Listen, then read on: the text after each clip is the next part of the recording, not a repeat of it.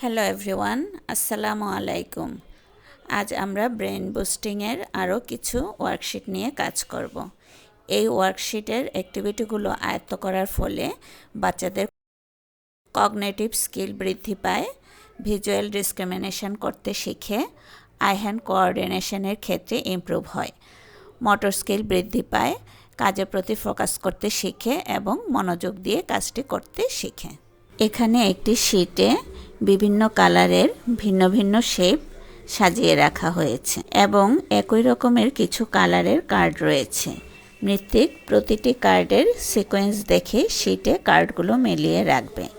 এভাবে কার্ডগুলো মৃত্তিক সঠিক স্থানে রাখছে। এতে মৃত্তিকের কালার কনসেপ্ট, শেপ কনসেপ্ট বৃদ্ধি পাচ্ছে। যেহেতু শেপ এবং কালার একসাথে ম্যাচ করতে হচ্ছে, তাই মৃত্তিকের লজিক্যাল থিঙ্কিং স্কিল বৃদ্ধি পাচ্ছে, তার কগনিটিভ স্কিল বৃদ্ধি পাচ্ছে এবং কাজে মনোযোগী হচ্ছে।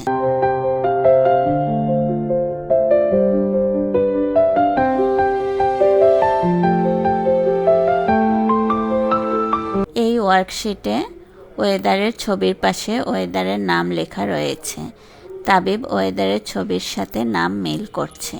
এতে তাবিবের ওয়েদার সম্পর্কে ধারণা হচ্ছে, ওয়েদারের নাম শিখতে পারছে, ছবির সাথে নাম ম্যাচ করতে পারছে।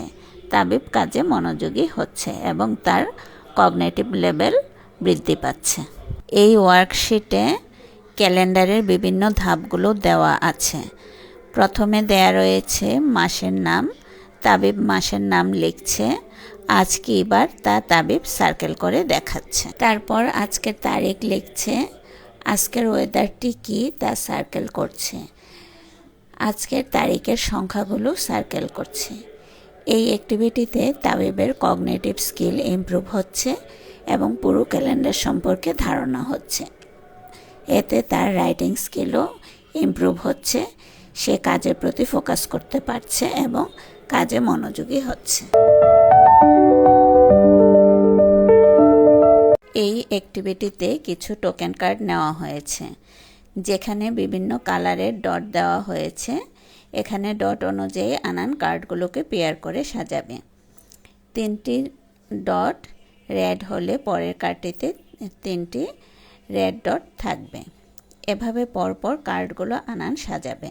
এতে কালার কনসেপ্ট বৃদ্ধি পাবে, কাউন্টিং করতে শিখবে, কগনিটিভ স্কিলও বৃদ্ধি পাবে। আনান এর ফাইন মোটর স্কিলও ইমপ্রুভ হচ্ছে, কারণ সে আঙ্গুল দিয়ে কার্ডগুলো পিক করে পেয়ার করছে। পেয়ার করার ফলে তার চিন্তাশক্তি ইমপ্রুভ হচ্ছে, আই হ্যান্ড কোঅর্ডিনেশন স্কিল বৃদ্ধি পাচ্ছে, কাজের প্রতি মনোযোগী হচ্ছে।